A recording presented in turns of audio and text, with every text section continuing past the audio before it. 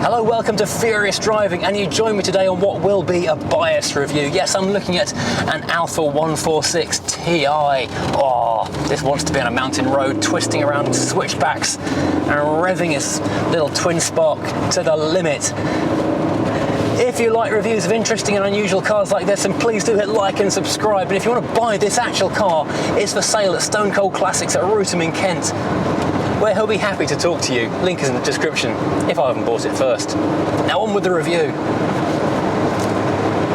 Hello, welcome to Furious Driving, and today we're looking at something a little bit different in the family car segment, because if ever there's a sensible and normal expected way of doing something, you can pretty much guarantee Alfa Romeo not to take it, for which we are forever grateful, because that gave us things like this, the Tipo 930B or Alfa 146. Now this is quite firmly a 1990s car. It was introduced in 1994 and it ran until, well, Wikipedia says 2000, but since I own a 2001 145, I'm going to say they ran until 2001. I'll go by that evidence rather than the internet. However, the 1990s was a fantastic time of choice and available stuff to have, we just don't really have today. These days, if you want a small hot hatch or coupe, it's generally a 5-door and you get no other choice. Back then, manufacturers were doing all kinds of crazy mad things. Virtually every hot hatch came as a 3-door and a 5-door. Rover did 6 different versions of their mid-range car. You could buy their coupe as an estate, for goodness sake. However, Alfa Romeo and Fiat Group in general had a bit of a history of doing not just a 3-door and a 5-door in the same shell, but doing everything the same up until the A post, maybe the B post. There's a little bit of difference here we'll talk about in a second, but then going all weirdly different at the back. They did this in this car. Later on, Fiat with the Brava and the Bravo, completely different rear ends, totally different tail lights.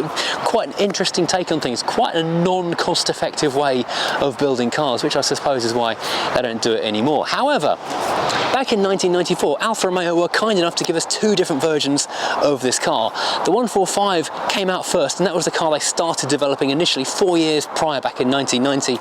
And then 1992, they started work on the 5-door. Now the 146 5-door was intended to replace the 33 as the more sensible, more restrained, more traditional looking family car. Hence the fact it's a hatchback and it's got back doors for the kids. Unlike the 145, which is more of a hotter, exciting looking thing with a bit more aggression to it. Now, a lot of this car's unique character comes not just from the way it drives, which it drives like an Alfa, but from the way it looks as well. Got those mad slashes down the side, you've got this crazy beaky nose at the front. The 145 actually has different slats and intakes around this area here to differentiate it from the front as well. It's no surprise to learn then that this is a Chris Bangle design. In fact, it's a Chris Bangle under Walter de Silva design. And there's a bit of a split in the credits, perhaps saying that Chris Bangle designed the initial 145, although that was as a 4-door, and then Walter de Silva came along and redrew it to create the 146, but there's a lot of crossways input. And there's a further story, in fact, that the 145 was initially planned to be a replacement for the Lancia Delta. However, they built a wind tunnel buck of it, and rather than having a sloped off rear end, they put a polystyrene block on the back, making it very, very square at the back. And they were doing wind tunnel testing when the overall design head of all things design at Fiat Centro Stilo, Arch Mario Maioli, he saw it and he said, that looks like an Alfa. And so it was an Alfa from that day on. And also, he rather liked it with the square back on it, so the 145 got that crazy bread van look, which we all know and, well, some of us at least love. Now, looking around the front of the car, you'll notice these large black plastic strips in the bumper. This means this is a phase 1 or pre-facelift car. The car got a facelift in 1999, which changed not many things, but a few bits and pieces, most notably the front and rear bumpers. Inside, the left-hand drive cars got an all-new dashboard, but the UK and right-hand drive models stuck with the same old interior. Now, lift the bonnet on this one, and it being a TI, it gets the fantastic and melodious 2-litre twin-spark engine making 155 bhp. If you're a follower of this channel, you might recognise this from the beginning and end of every single video, as it's recorded from one of these very engines. But when the 145 and 146 first appeared, this wasn't the motor that was under the bonnet. You can still get a flat 4 Boxer, and they are almost motorbike-like in the way that they rev. They're fantastic motors. However, they didn't last that long because they were fairly outdated by the time this car turned up in 1994. They've been a stalwart of the Alfa range for many, many years, and it was time for something new, which came in the form of this, the twin spark. Which is cool too, because not just is it a twin cam engine, it's got counter-rotating balancing shafts and these little nubbins on top denote the fact there are 2 spark plugs per cylinder, a regular sized one and a small one. The idea being you get a bigger spark for a bigger burn, making more power from that amount of fuel. They're rather complicated engines and they are very fussy about being looked after properly, so regular camber changes are essential before the interval comes up, and they do drink oil. They're designed to use up to a litre of oil per 1,000 miles, so it's absolutely essential. Any cloverleaf or any T-Spark owner keeps an eye on that dipstick down there. When the boxes all vanished in 1997, the range became the 1.6, 1.8 and 2 litre twin spark engines here in the UK. In the continent there was also a 1.4 and a 1.9 diesel available as a turbo diesel or a JTD later on. Now what separates the 145 and the 146 is of course the number of doors. Everything from the B-post back is completely different. In this case, it's a big old hatchback which gives you a full-size boot, about double the size of the 145s. I will mention, however, getting into that boot is only achieved by a button on the dashboard which is only active when the engine's turned off, or by sliding this badge over to the side. Again, likely with the engine off as it needs the key. So as I was saying, yes, this car does give you an extra 2 doors, it gives you a far bigger boot. This car even has, which I'm rather jealous of, an Alfa Romeo 146 branded load line. I've never seen one of these before. Let me pull this out and show you. That is properly exciting stuff. Whoa. If I had a 146 and a 145, I would be stealing this right now. Now all those boots are good size. One problem is the height of the load space lip is extremely high, and even higher at the edges when the lights cut into it as well, which does mean the 145 is actually slightly more accessible in terms of what you can shove in the back of it. Under this carpet, which is absolutely immaculate, we do have a space saver spare tyre and some completely undamaged, with a little bit of Proteo red overspray in the floor pan. And because this car is a child of the 90s, we do have a 6-disc CD changer here bolted onto the floor of the boot, as it's even got the carpet tailored to fit around it. This is such a high-end option back in the 1990s. And like in the 145, we do have folding rear seats as well, so you can put that all down, 60-40 split, make a ton of space, and make it a very practical hot hatch indeed. The door handles are surprisingly normal. They do blend into this sharp crease in the side of the car very effectively.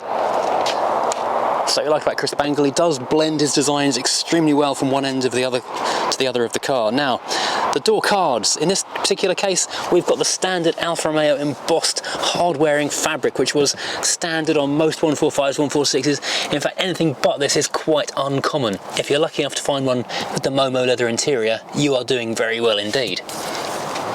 However, we do have the same fabric over here on the doors, although without the embossed Alfa Romeo logo. We have got a few interesting touches around this door card. We've got a solid door pull on a nice armrest, so it's quite comfortable to sit in. We've got a fairly small, but just big enough for a mobile phone door pocket down the bottom, although it is sloped up, so if you brake hard, everything will fly forward out of it. A large door speaker, so great audio. And we've got a nice high quality solid metal door handle pull as well, with a rocker style door locker.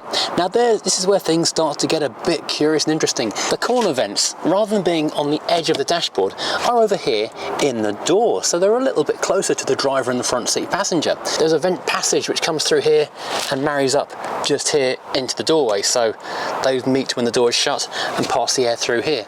This area also contains an on-off switch, so you can turn the air off if you don't want it. And you've got your front electric window switches as well. Additionally to that, we've got air vents which blow separately from a different air passage up into the window to demist that for you. And we've got our tweeter here on the corner of the door as well. Now this is one of the interesting variations of the car, because although the car is basically the same panel work and underneath the skin and the windscreen, all that kind of stuff, ahead of the middle of the car, the doors are different. Obviously they're shorter doors because they're a 5-door, not a 3-door. The longer 145 doors have got a scoop down in the front of it, which is quite an unusual thing. But apparently the head of Fiat designer wanted to put that on a 500 replacement or upcoming car, but it was deemed to be too expensive, so it was saved for the 145 because it could justify it on that more expensive vehicle. Speaking of scoops and things, just notice how these vents are partially hidden by the rising line of this bit of plastic here, which meets up with that over there. Now we have got plastic door treads, and then step in, climb into the nice comfortable bucket seats. I'll move my sunglasses out of the way. And we have got a very, very interesting dashboard indeed. The biggest feature of which you will notice is, of course, how it completely steps away from the passenger. So although the dashboard ends here for the driver, the passenger with nothing in front of them has got so much space. This was designed to make it feel a lot more open, a lot more airy, and also be a bit safer, so there's less for the passenger to hit upon if there was an impact at the front of the car. This is, of course, pre-passenger airbag. The Series 2, or the Phase 2's, got an airbag in this panel just here. Now, T-shelfery is quite an interesting one here. We've got a large panel area here with lots of height above it, so you can put a cup or two or three or four up here. However, only the front half is blanked off. The rear half is more air vents which fire up at the windscreen, and so if you do spill your tea, it's going to go into the air vents and eventually come back to you as an unpleasant brown rain. Now then, we have the dials, which are surprisingly unexciting for an Alfa Romeo. We've got our 3 dials, temperature and fuel on the left, rev counter on the right. You'll notice it redlines at 7,000 RPM. For a 4-cylinder inline, that is astonishingly fast. It's not quite Honda S2000 levels, but it is still remarkably high, and the thing does love to rev as well. In the centre, we've got our speedometer, 160 miles an hour on the clock. It'll do about 135, 140 or so, give or take. So it's actually not that optimistic in all seriousness. This particular car has only done 42,500 miles, which is absolutely crazy. We do, of course, have the Alfa Romeo logo in the centre, and you'll notice that the 0 and the 160 are even at the bottom, and the 80 is at the top, because in a lot of countries 80 or 120-ish kph is a speed limit, and it was a design intention for many years for Alfa Romeos to have the needle to be vertical when they're driving at the speed limit on the motorway. So they put it at 80 miles an hour, which is, you know, as I say, European speed limit in a lot of countries. And so that's where that wound up. Now let's move back. We've got some quite unusual stalks with big drums on them for the lights, indicators obviously up and down, and our fog light is here on the end. You'd be surprised how often if you're driving a 145 or 6 you've got your fog light on without noticing because you've just tapped it by mistake. On the other side, we've got a similar drum design, which is our wipers. They're quite weird to use. It's turn for intermittent, flick for up, and then this controls the speed of how fast you're on. It's a unusual bit of design, and our rear screen heater is on the end of this one. Again, you'd be surprised how often you'll be driving around with your rear screen heater on without noticing. Moving back, we have got a lovely leather steering wheel, really nice. It's very hard, not like a soft padded leather steering wheel, just a hard leather steering wheel, like a proper old-fashioned sports wheel. We've got the fantastic Cross and Serpent logo here in the centre, embossed in gold, and of course we've got our horn buttons. Horn test, here we go. Wow, full on parpage of the highest order. There's there, excellent parpage, we like that a lot. But it's a powerful car, we expect a powerful horn. Moving down, we've got a very large, strange almost area of, it seems a little bit unresolved, this plastic panel just here.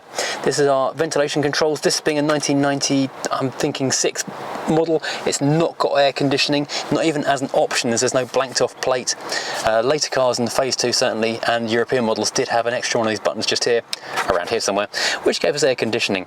Now moving down, we have got an odds and sods warning panel. The first one is doors and boot open. You'll notice this one has got 5 doors on it because it's the 146. The 145 has the same picture but with only 3 little LEDs in it.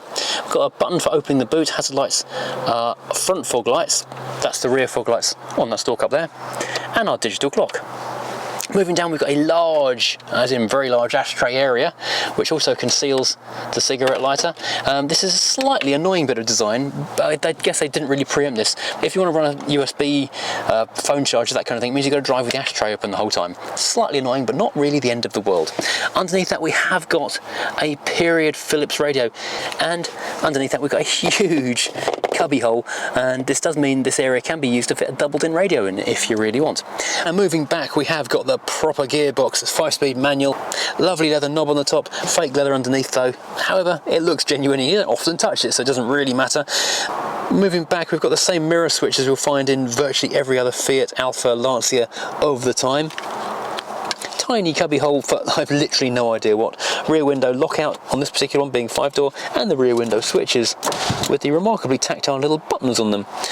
Plastic, rubber-ish handbrake there, and in the rear a tiny weeny cubby hole, which I believe on European market cars is actually a second set of air vents. Now this one has got a sunroof, which I think is a far more common option on the 146s than it is on the 145s. I'm not sure I've ever seen a 145 with a sunroof, but certainly the 146 I used to own a few years ago had a sunroof as well. We've got our courtesy lights up here, and it is an electric sunroof. Let's have a quick look in the back. Now, climbing in the back, we've got virtually the same door design in the back as in the front, but with the addition of a couple of little ashtrays in place of the air vents. It is Italian after all. We have got little storage stretchy things on both seats. We've got a surprisingly large amount of legroom and knee room as well, actually. Considering it's not the biggest car in the world, it's about 30 centimetres longer, or 25 centimetres longer than a 145 three-door. So there is a little bit more space in the thing. But you really do feel there's a ton of room in this car, really nice. The back seats are quite upright, but they're nicely spongy, and the hard fabric is actually rather nice, quite tactile. Yeah, it's quite a nice place to be with a fair bit of headroom as well. So yeah, all is good in the world. Now, I've got to say, I'm looking forward to this. Oh, love that engine. Fantastic, what a sound. Now that little tray under the radio is perfectly sized for glasses. It's like they planned it that way. Oh, this is so smooth. And so much power as well. It's just so willing to move. Nothing quite like a 145 or 146. Well, the T-Spark in general is a magical thing.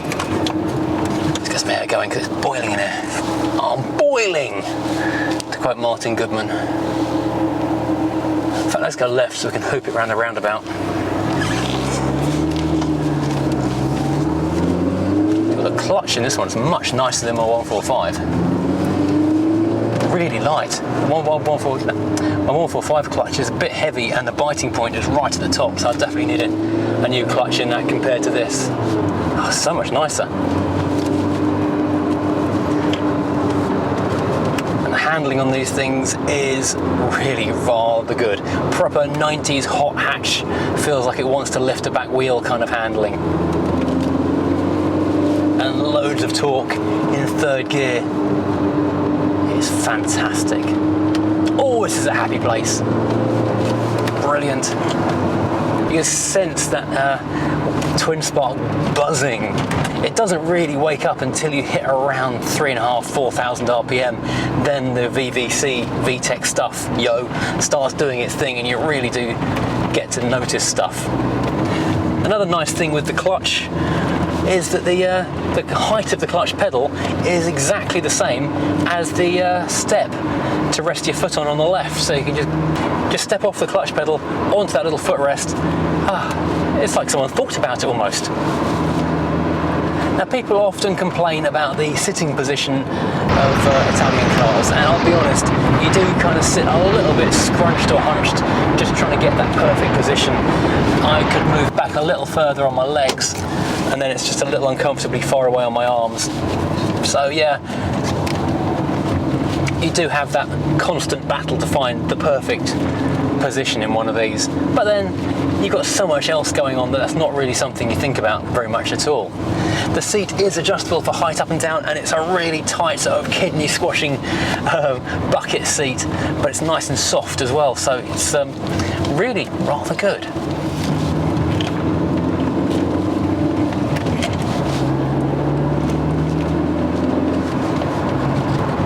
Now, the 0 to 60 time on one of these things is about 7.5 to 8 seconds. So again, for the 1990s, this is properly rapid. Now, although these haven't hit the same kind of stratospheric values as a lot of other classic or modern classic Alfa Romeos, they are climbing in value an awful lot. This one with 42,000 miles on it, lots of history, and reassuringly Alfa Romeo Owners Club stickers all over it, has it's just about to go for sale for about £5,000. A couple of years ago, you'd struggle to get 1,200 quid for one. So they are moving in the right direction, even if they're not as valuable as a lot of their contemporaries from their own brand. But the thing is, they do drive very much like an Alfa Romeo. The Tipo platform, the 930, is shared with the prosaic Fiat Tipo, but also the incredible Fiat Coupe and the sparkling 916 Alfa Spider and GTV. So it's a fairly well-used platform, and all the cars that sat on it drive really, really nicely, this being no exception.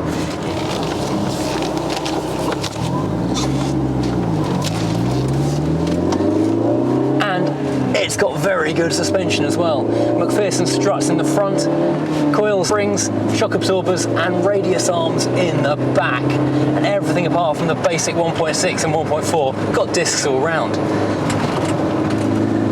And it does throw itself down the road incredibly confidently. You hit a corner like this, turn in and it just goes. It has that feel and poise of a proper 90s hot hatch that is like it wants to lift a wheel and it wants to cock a leg and be a bit funny and a bit naughty. And that 2-litre twin spark, or any twin spark, just has that delicious growl that urges you on all the time. They are such good fun cars.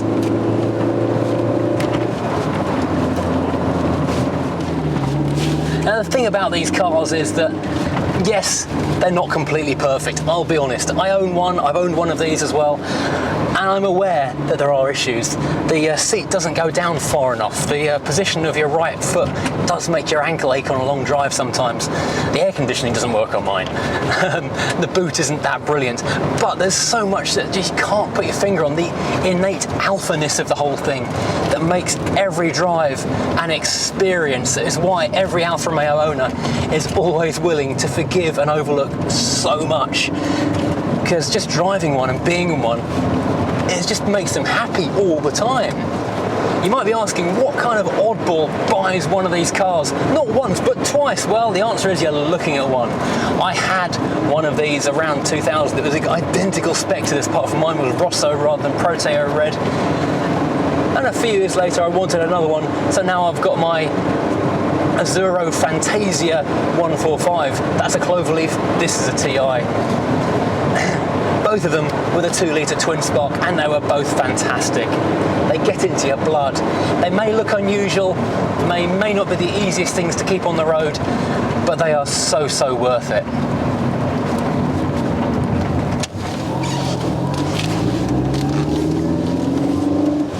Now there really is nothing like the sound of a twin spark at full chat, so let's give this, as we're going to the national limit area, a bit of a blast. That's changing at 6,000 RPM, and that is 60 miles an hour. Now this car is a 146 Ti. That is basically exactly the same spec as a 145 Cloverleaf. It's the same car apart from the number of doors. All the other badge designations remain the same. Lusso, Junior, all that kind of stuff. In fact, everything apart from the number of doors was identical. The only other difference was in the behind the scenes designation, the Tipo 930 A versus B. 145 being the A, 146 being the B.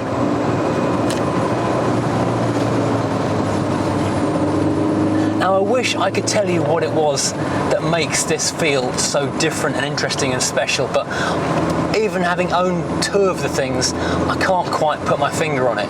It does feel incredibly special, incredibly different. Maybe it's just the way it looks. Nothing else is as pointy and beaky and liney and different, but it is fabulous and I love it. Maybe it's the noise that that twin spark makes. That is something absolutely unique. Of course, before that, the Boxer sounded pretty special as well. So yeah, it's a special car which doesn't get the recognition that perhaps it deserves.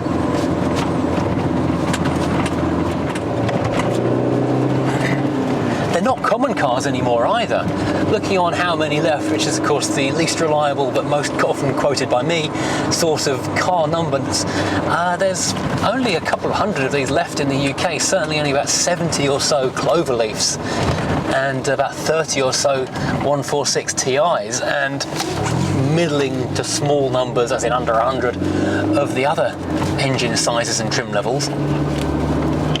so spotting any of these anywhere is a rare treat. At the National Alpha Day last year up at Bicester Heritage, there was a grand total of 7 145s, which no one had ever seen so many in the same place before, and there were 2 146s. If you want a car that stands out from the crowd because it looks sharp and interesting and different, but also is just something no one else has seen around the place for a long time, look no further than the 146.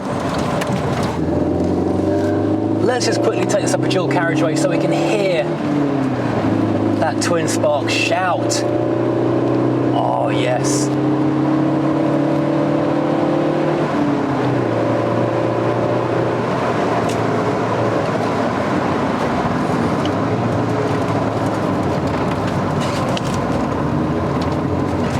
Oh, I'm going to go back down again.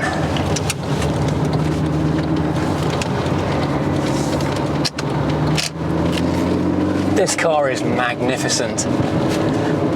It's got that indefinable something that makes all Alfa Romeos just feel a little bit special, a little bit different. Clarkson said you need to have owned an Alfa to be a true petrol head, and he's not wrong. You've not really experienced a living car until you've driven an Alfa. And this is no exception. And I'll be honest, I think this one actually drives a bit nicer than my 145.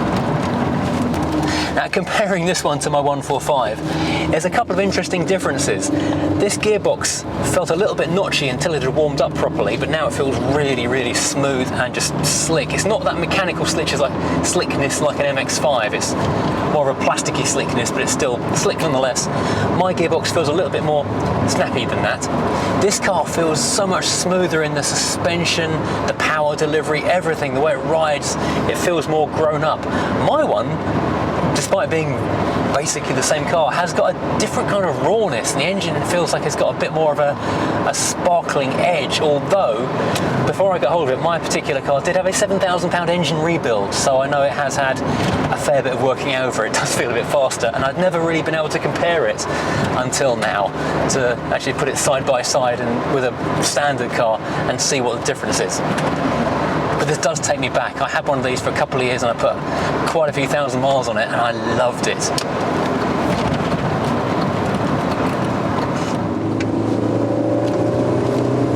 Well, thanks for watching. If you've enjoyed this, please do hit like and subscribe. I've certainly enjoyed every minute of it. I haven't driven my 145 for a couple of weeks because it failed its MOT a while ago and I've not fixed it yet. But that's by the by. This one has just passed its MOT, so it's fantastic.